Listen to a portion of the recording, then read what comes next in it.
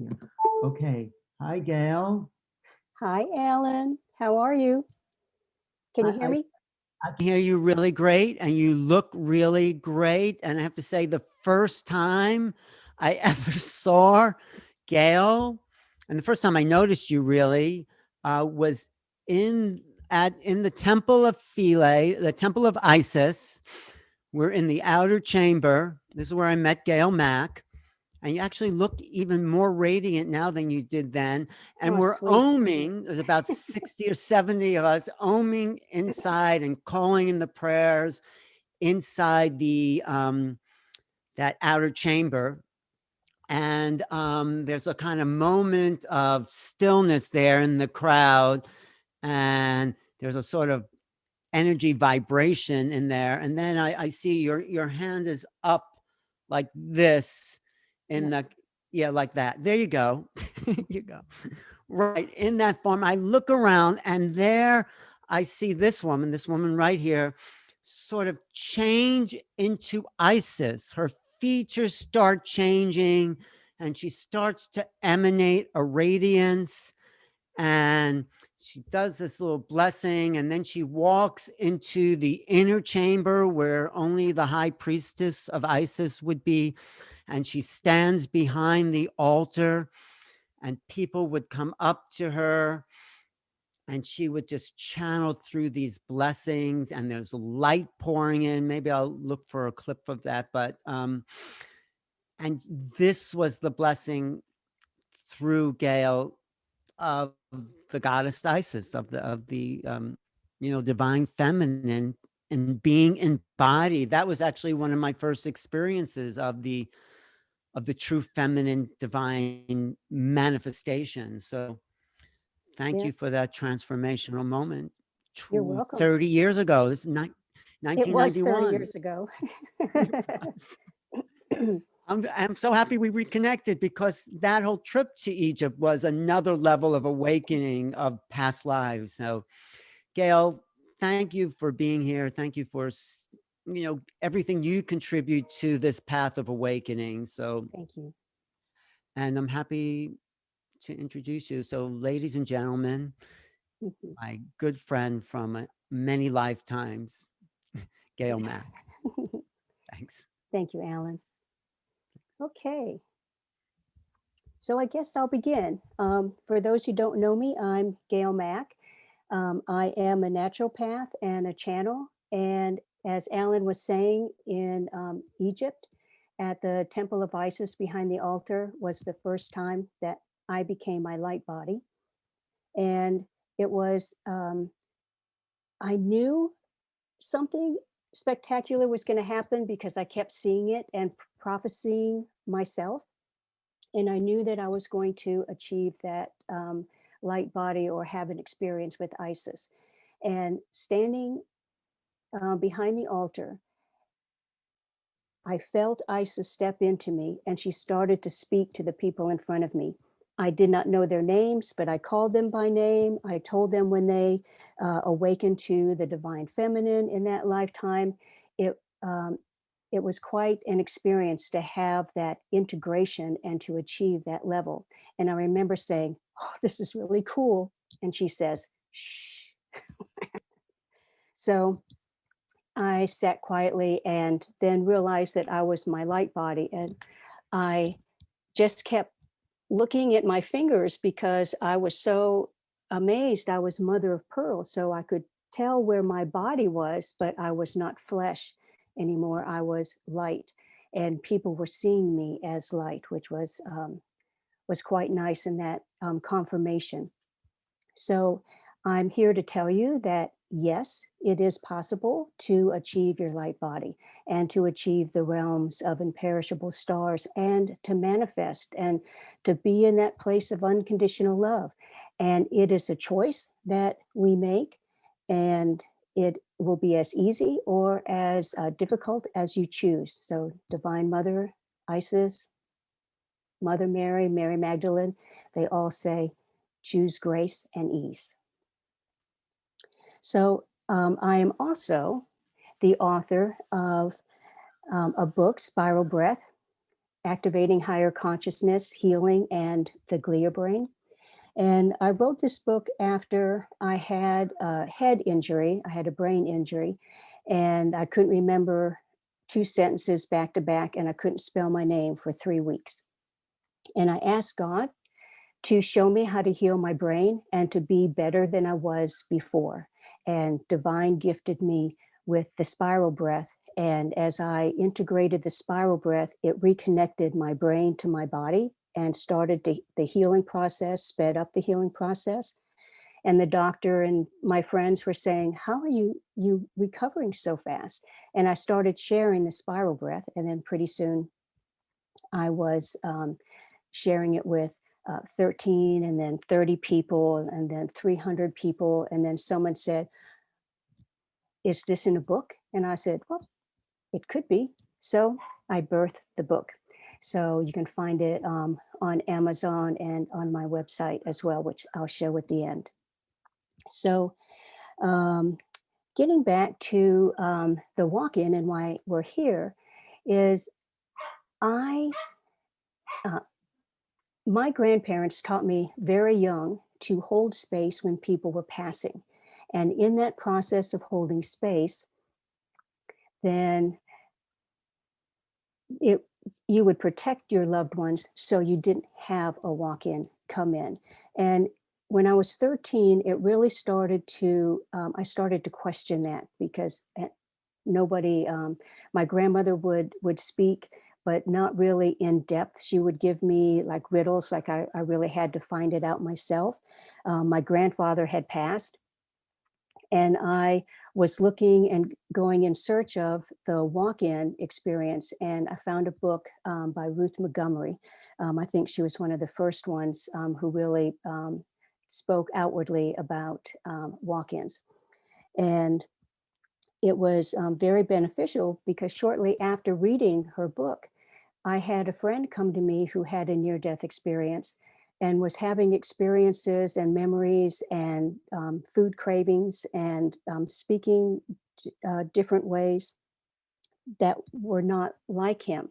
So he said, I know you're in the woo-woo, so maybe you can help me figure out what's going on. So we actually were able to trace that the night that he died and was resuscitated, that there was another young man in the hospital that was in the same position. And we were able to connect that his soul stepped into John's body and was then the walk-in in John's body. And so that just opened up another area for me to work on.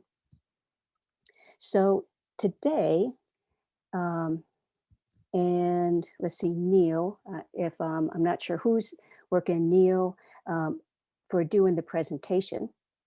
So are you ready for me to start the presentation? Yeah, he should be. Can you press screen share? Oh, right. Yes. And you can interrupt me anytime. Okay. Okay, there we go. It's coming up. Make sure you press the thing you want to share when that screen share comes up. Okay. Let's see. Is that it? Okay. Yes, there you go. And now you can go up and go to current slide up at the top. So we just have full screen of the slides. You know where to Oh, do yeah, it? there we go. So you can just see the slide you want to show. Yeah, no. Oh, wait a minute. Up Let's at see. the top there. You cancel that. And it's way up at the top. There's something that says views at the top of your PowerPoint. Well, we had it before.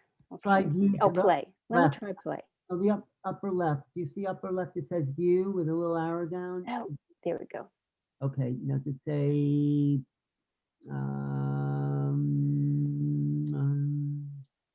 Gail, I think that what we did last time was at this point, you just hit play. okay. There we go. Okay, great. Thanks. Yay! Okay. So I will. Okay. So Sheila, thank you so very much for inviting me to speak and to share at your first conference on walk-ins. I think that's amazing, and I'm real excited that I'm sharing that with Alan as well. So my topic is soul essence and DNA, and I believe this is the soul essence is how walk-ins are able to move into a host body. Let's see. There we go. So, and I just said that. How is it possible? And I believe that it's possible because everything is energy. Yeah, I'm going to take my glasses off here a little. So everything is energy, from our breath to color to light to sound. It's all energy and vibration. And alluding a little to that time in Egypt. So it was during that Egyptian trip, and I had become my light body. And at the end, we culminated the trip with time in the Great Pyramid. And we all were supposed to lay in the sarcophagus, but I kind of took up the time. I laid in the sarcophagus, and I knew that it was a final initiation, and that I could become my light body again because I had already become my light body. And when the last thing I saw was my feet fall sideways, and I was out in the realm of imperishable stars.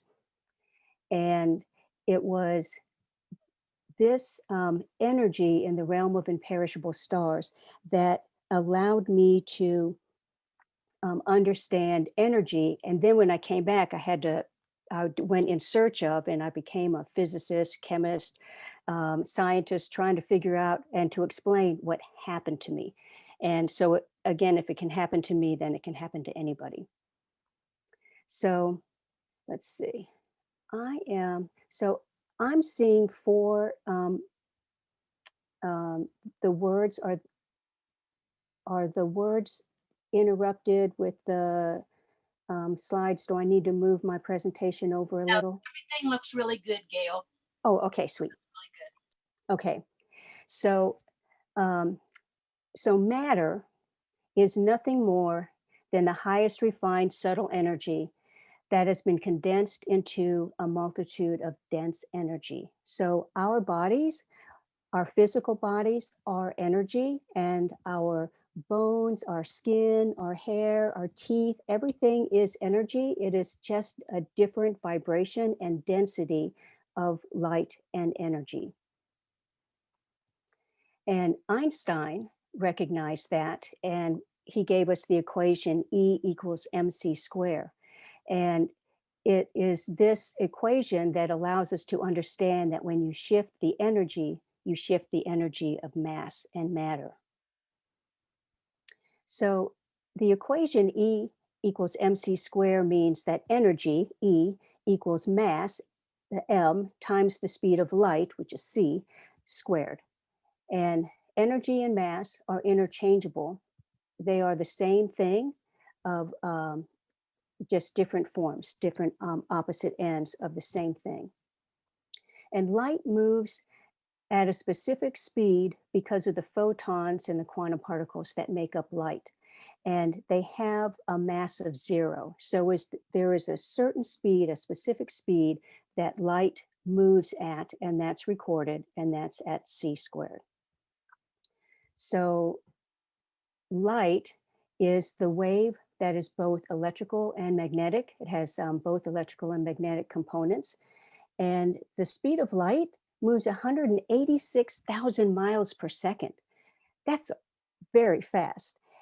And then there's beyond speed of light, which is in that kinetic form, which is that realm of imperishable stars, which I'll speak about in just a few minutes. So the speed of light is the fastest velocity of which matter massless particles, electromagnetic radiation, gravitational waves, energy, and information can travel in a vacuum. And as an object moves, its mass also increases. So frequency is energy. The frequency of unconditional love, it's also energy. So back to the realm of imperishable stars. So when I was in the sarcophagus and I went into my light body, I moved farther than I had been in the Temple of Isis, where I was present in my light body.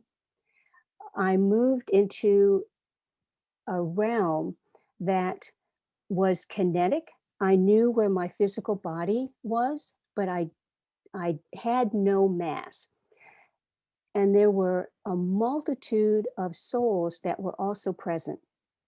And in this realm, I was being acknowledged for achieving that level of vibration and unconditional love, because to be in that realm, you have to be in unconditional love. So I was being schooled, I was being congratulated, I was in this wonderful realm and in this immense bliss. And I noticed this silver cord that was attached to my navel, and this itty bitty little light, this little square rectangle of light, which I knew is where I was laying in the sarcophagus. And in this darkness, it was equally dark as it was light. And again, there was no movement, but there was kinetic energy. And then stars started to pop up, little stars, and I realized that I was in the realm of imperishable stars. In this realm, it's where light and energy and the souls, the individual souls, were actually beginning to take form into matter, and they became light. And then from that light, they became matter, and they were birthed into souls. So I'm going to scoochie on in my presentation. There we go. So the Bible calls this realm the firmament, and it's densely saturated. It's like virtual energy. It vibrates, it fluctuates, it penetrates all space and time, but there was no matter, no form until that pinpoint of light took place. And then that soul started to descend into, make the transition into matter. So this realm also encompasses tachyon energy, omnipotent energy field. The pneuma, Pythagoras called it pneuma. Dr. Karl Reichenbach called it the ode. Franz Mesmer called it animal magnetism. Dr. Samuel Hahnemann called it vital force. Star Wars called it the force. Russians call it bioplasma. Pre-relativity scientists call it ether. And post-relativity physicists call it super quantum field. And it's all that kinetic energy that is fluctuating and vibrating with no form. And this is the essence of our individual souls. And it is present in our souls, whether we are in our physical body or whether we are in the bliss, in the firmament, in that realm of imperishable stars, in that kinetic energy. Our soul exists. So for me, it took my fear away of dying. And I was able to share that with my grandmother before she had passed, which helped take her fear away of dying, because she knew from her mother and her grandmother sharing and teaching that there was life after this physical body. So it is that essence of the individual souls that retains the wisdom, the knowledge, the memories of the soul and the previous souls for walk-ins. So for me, in this realm of imperishable stars, as I was in this knowing and reveling in the bliss, I heard, "I think she's dead." And I look to that little triangle and I said, "Who's dead? Me?" I'm not dead. I'm just out of body. And I kept hearing, I think she's dead. She's not breathing. It's like, oh, for Pete's sakes. So as my consciousness got into focused in on the conversation that was taking place around me, my physical body started just flying through the realms as the light body and that kinetic body was becoming light and becoming dense. And it hit when I hit back into my physical body. I heard this big lightning crash. And for years, I thought it was Alan because he was videotaping me while I was in the sarcophagus. And I thought he had fallen onto a metal grate, which is what this crash was. And years later, I found out that he didn't move. There was no noise. He didn't make any sound, but it was my light body that was crashing in and condensing so quickly into physical form that it sounded like a thunderous lightning strike. Oh, thank you, Gayle. I didn't know you blamed me all those years for that. Actually, not to interrupt you, but I did find that stuff from Egypt. If you want, finish your PowerPoint and I'll show that if you want. Oh, sweet, sure. Yeah, okay. If it's all right with Sheila, it's all right with me. Sure.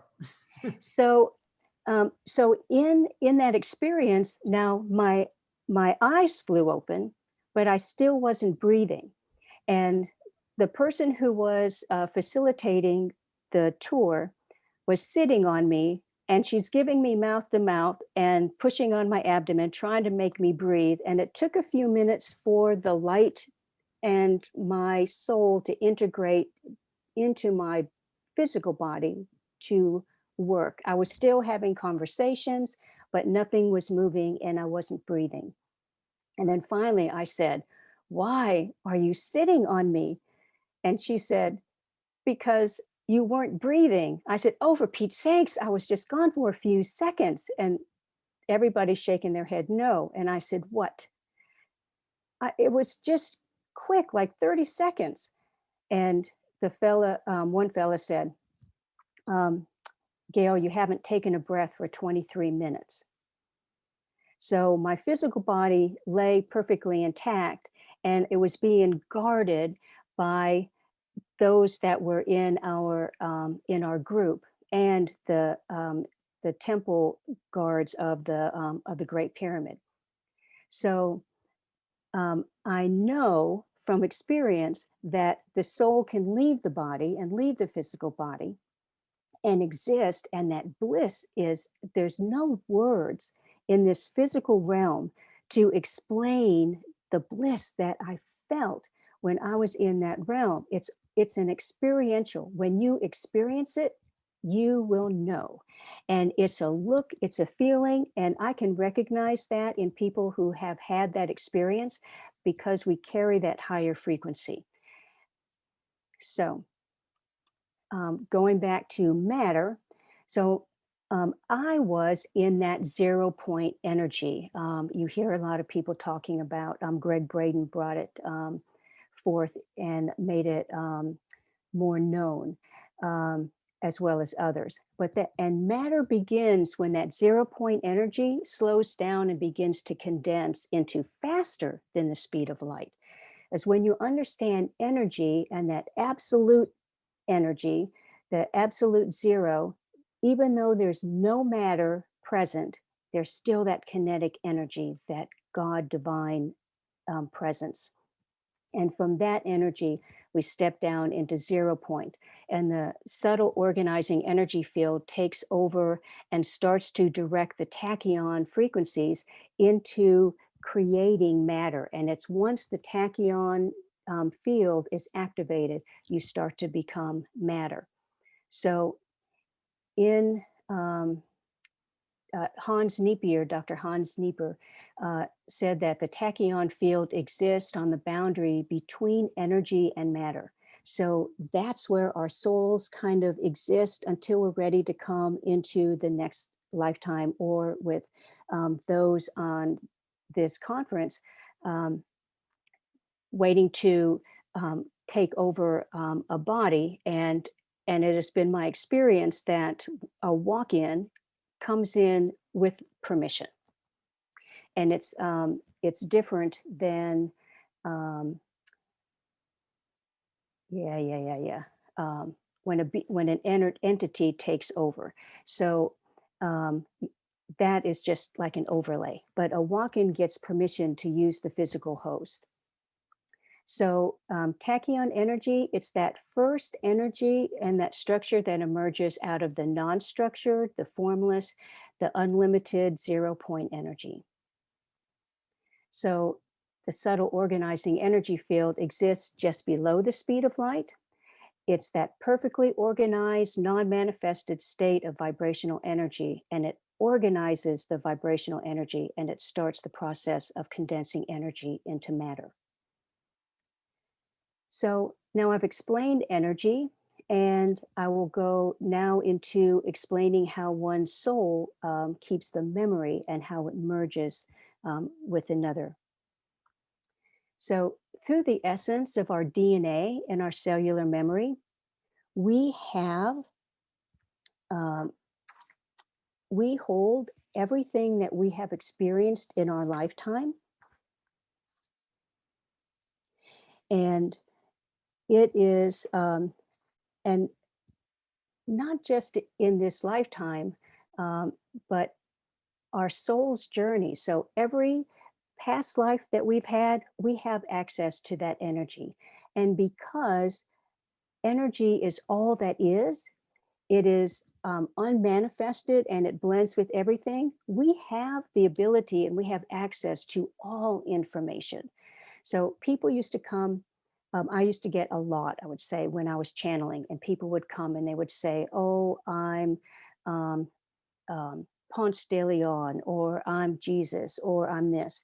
And it's like, yes, you were, because everybody holds those particles, that essence of being, because it is all encompassing. So all encompassing means even though we have individuality, we still come and belong to that all encompassing energy. So coming back to our DNA and our cellular memory, DNA emits ultra low electromagnetic radiation. And that electromagnetic energy that's emitted from our DNA can actually create a hologram and a complete energetic projection of ourselves. And that process is called the DNA phenomenon, or I'm sorry, the DNA phantom effect. And Dr. Glenn Ryan was using a laser correlation a laser correlation spectroscopy machine. There we go. And he was looking at DNA on a slide. He removed the DNA from the slide, and he discovered when he looked back that the DNA had left a complete holograph imprint of itself on the slide. And in 2010, a group of researchers published a paper called DNA Waves and Water. And they placed DNA in water, they removed it, and the water was placed in a test tube that contained the components that make up DNA. And the original DNA sequence of the DNA that was placed in the water regenerated itself and became matter. So that's telling us that the essence, that hologram, that holographic imprint, that is our divine signature and frequency. And that imprint is the essence of our soul and the essence of our being. So whether we are in a physical body or not, we have that essence that runs, whether it goes all the way back to divine I am, however you call it, the great creator before there was any form of mass. It always has been, always will be. That energy is present in our DNA, and it leaves its imprint behind in water that can regenerate. And because our bodies are 70% water, we have that essence with us, and it can be regenerated. And it is that essence of the DNA that remains present, whether it is in water or in the human body. So it is my belief that it is through this essence and the energy. So when you understand energy and the essence of the soul and the essence of our DNA, it is how an energetic soul can come into a physical body and take over and then integrate.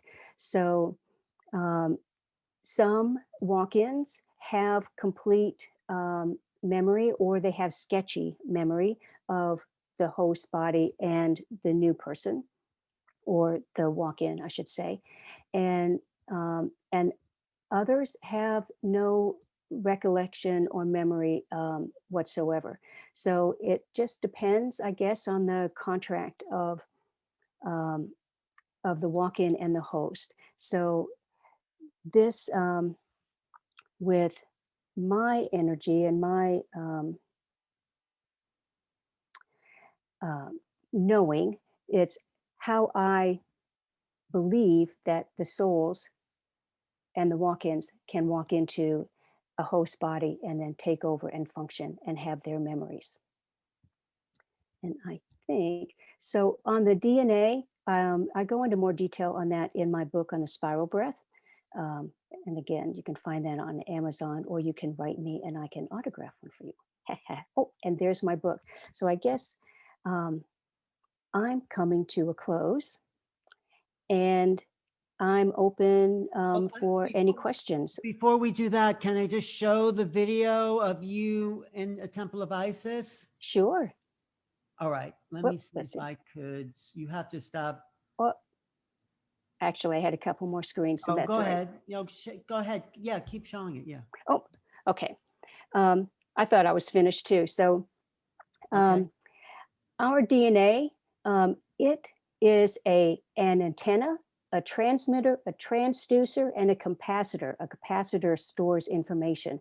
And our DNA is all of those at the same time. And that's why we are able to hold our memories, not just from this past life, but from, or this life, but from past lives, and hold the memories of the walk-in.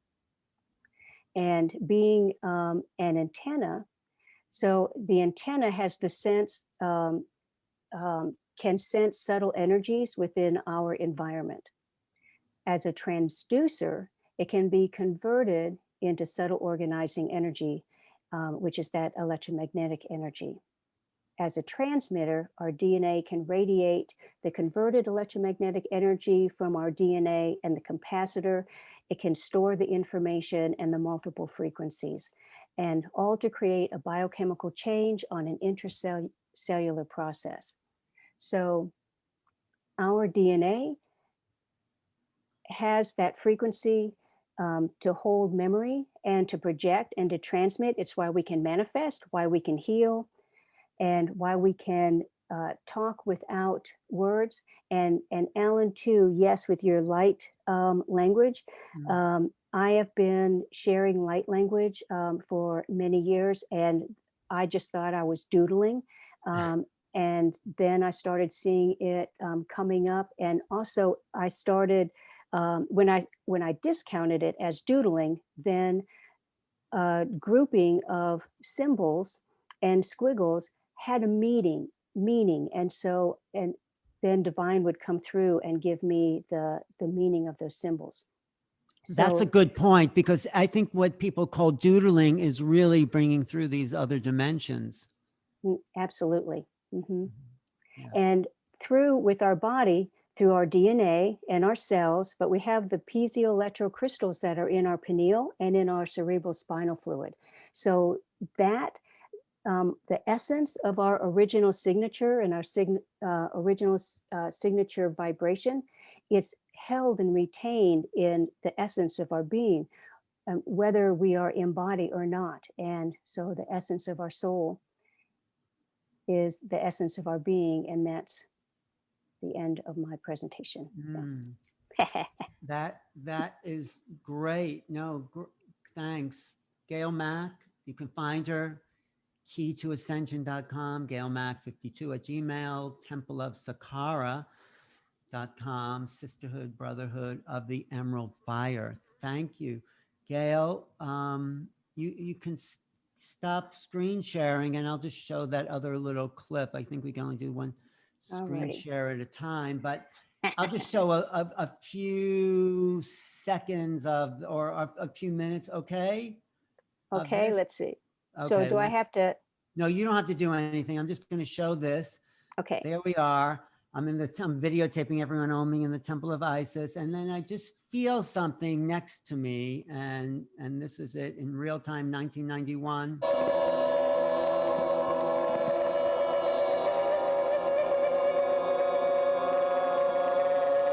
Gayle just appears there. yeah, that's me. Yes, you're being radiant there. What are you feeling now? We're looking at that, Gayle. So that in me, it vibrates, my heart swells and it vibrates that remembrance. That was such a magical time, and it really put me on the path of my spirituality full force, because I experienced things and that I can't unexperience those. And so it just really, I wanted everybody to be able to feel those experiences and the energy frequency. Here I make you into like one of those hieroglyphics that are carved on the wall. I thought I'd use that technique here. And then Very we cool. dissolve that from the outer chamber as you walk into the inner chamber. I had you redo this. Yeah, so as I stepped into the Taurus darkness there.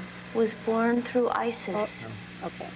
Allow This is our good friend yourself, Sharula. your higher self, your Christic self, to be reborn through you and through the temple which represents Isis. Wait, what were you saying, Gayle? That you, as you walked in there? As I walked into the darkness, I said, I drop who I have become and I step into who I am. Right. And those old temples were created to shift consciousness. You walk through dark and light, and then you reach the inner chamber. And one by one, please enter the birth tunnel. On the other end, allow you to be you. Not who you think you are, but you, who you really are.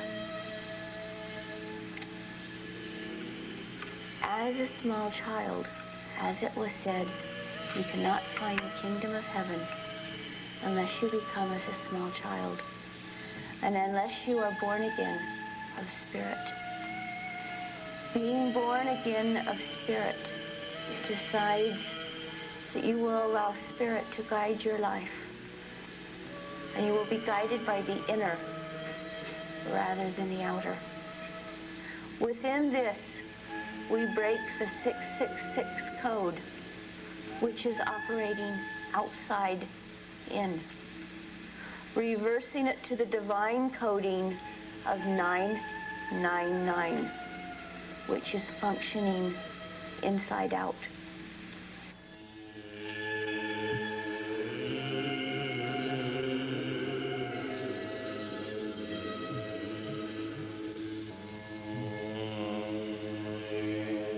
this is where you become light.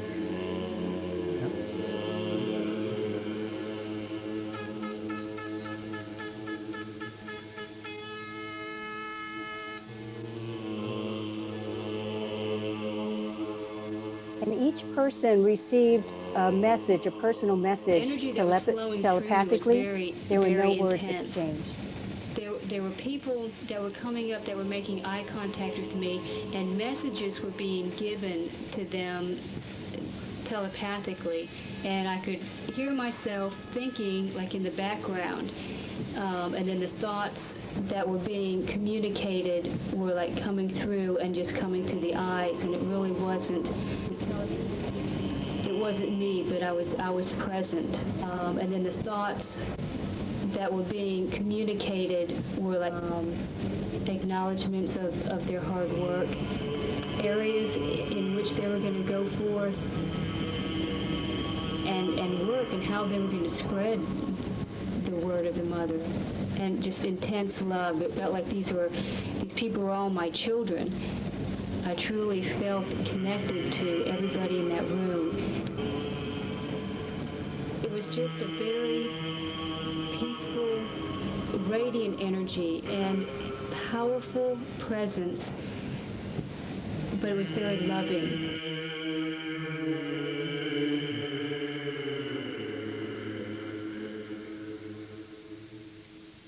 And when they came three at a time, they each had their own individual message at the same time. Then we started to do prayers and chants. And then we brought that temple down, the old archetypal temple that was in the etheric, that was disconnected when the Egyptian kingdoms fell. When they moved the temple, because when they flooded the dam, the Right. temple of Isis was underwater, and architects came and they moved the temple and relocated it to the island of Philae. So Mhm. we connected, we brought over the etheric temple and we anchored it into the physical temple. Right, because it was missing that little piece there. It was and that, disconnected. Mhm. and you were the connection point, really. Because anyway, it doesn't seem that long ago, does it? That No, it was 30 years ago and it seems like 3. and look at you now. I don't think you've aged at all. Oh, sweet. No, but thank you for continuing that work, and let's go back sometime. Oh, absolutely. I'm ready. Okay. Yep. Wow. Anything you want to conclude with, and pulling the whole presentation together? And So just by understanding energy um, and and working to be in unconditional love, I was able to achieve that realm because it was my focus to, with each of the temples we went to prior to um, the Temple of Isis and the Great Pyramid, it was my intention to heal that which required healing. So by the time I reached the Great Pyramid and the sarcophagus, I was in a state of bliss, a state of unconditional love, and I was whole, emotionally whole. And I was holding that frequency, and there was no judgment on myself or for others. And it was such a beautiful place to be. And that's what allowed me to reach that higher realm. So I would just say, um, do your best to be in unconditional love, love yourself, and allow divine to work through you. Oh, right. I can't You hear. also encoded that into your DNA after having those experiences. It's kind of Oh, infused right through you. yes. Beautiful. Thank you, Gayle. What are you doing now? Are you doing homeopathy, holistic medicine? What I kind of am. work? I have an office. I work with a delightful chiropractor and out of Refresh Chiropractic, Dr. Rebecca, and we make a really nice team. So I see patients and help people uh, come into balance, and I'm multifaceted, as you can imagine. So I work on foundational nutrition and emotions and um, moving scars that are blocking energy within the body. So it's multifaceted, and I Where still are, do my channeling. no, just wondering where you're located. Oh, I'm in Georgia, Oh, okay. hmm Okay. And Northeast you do Atlanta, near Atlanta? Northeast. Yep, Oh, and then you work on people on Zoom and Skype and all on the phone as well, I right? do. I do long distance and channeling. Yes. Well, thank you for everything you do.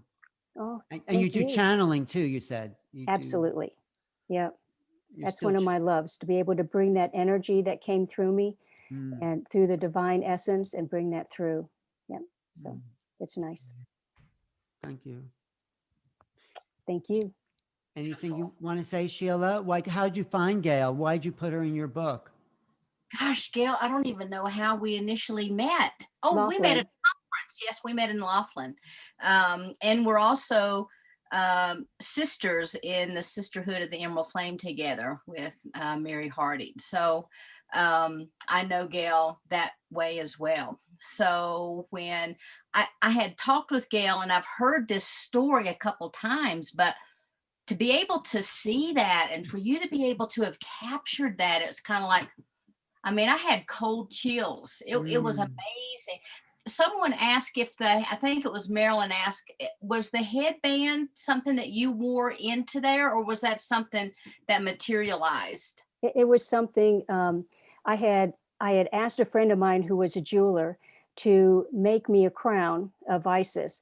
And he smiled and he said, I see it. He said, don't tell me. He said, I'll make it. And that's what he presented to me. And it's, I wore that over there. It was great. And they called me Isi. Everybody called me Isi, which is Isis in Egyptian. Yeah. It's great that Sheila and Sharula gave you the lead in that ceremony to just bring all that energy in too, because that really made a difference. That was our first initiation, that temple. We flew down south so we could go up the Nile. Oh, right. Or down the Nile if you're going from south to north. But that was the first. And that was an incredible trip. People were fainting and that one woman, there were lots of people. I had some very strange experiences. I sat in the sarcophagus too, and it just transported me. It was like a teleportation device, at least for my mind. I felt like maybe that's where the Ark of the Covenant was actually placed at one point, in that sarcophagus in the king's chamber. And when I came out of that sarcophagus, and remember the temple guard stepped me out. He put his hand out and he helped me out of the sarcophagus. And I was vibrating, and you could hear the buzz if you stood next to me, and you could feel the vibration because the light was still condensing in. So he immediately put my hand on his forehead. Wow. And then all the temple guards came up and they all got blessed. He put my hand on all the temple guards, and then he allowed whoever was standing around the sarcophagus to be blessed with that energy too. Wow. Thanks. That was nice. And you were like levitating for 3 days, right? Oh, yes. So when I was in the Temple of Isis, and after that, I did not leave footprints when I walked in the sand. So whoever was walking beside me, you saw 2 footprints, but there was nothing. And in that video, when I finished at the Temple of Isis, I said to my friend, Eric, I need help. I can't feel my feet because until I moved into light, there was a burning that went through until I heard Isis say, open the chakras in the soles of your feet and allow the earth to take the energy. And it was then that when the energy started to come back up and was going from the heavens and down, that I moved into my light body, but I couldn't feel my feet. And my friend Jan, she ran her hands underneath my feet and she said, well, of course you can't feel your feet because you're levitating about 1 inch off the ground. And so that lasted for 3 days. So twice on that trip, I experienced, walking, and I think that's where be of the earth and not in it, and harm none. So as I walked, I harmed no thing. Wow, that's amazing. Now, someone put in the question and answer, was Freddie Silva there with you? It said, it sounds like. No, he was not. No. Okay. No. So, but there were a lot of other people there, 70 other people. Yeah, it was quite nice. It was. Amazing. Okay, I have to jump off. Are you going to introduce the next speaker? Right. Sure, I most certainly can. Indon. Thank you so Thank you, much. Gayle. Thank you. Thank you. And Indon, you're in for a treat. Or is it Maya? Maya is Maya, next. you're in for a treat too. 2 of my favorite people.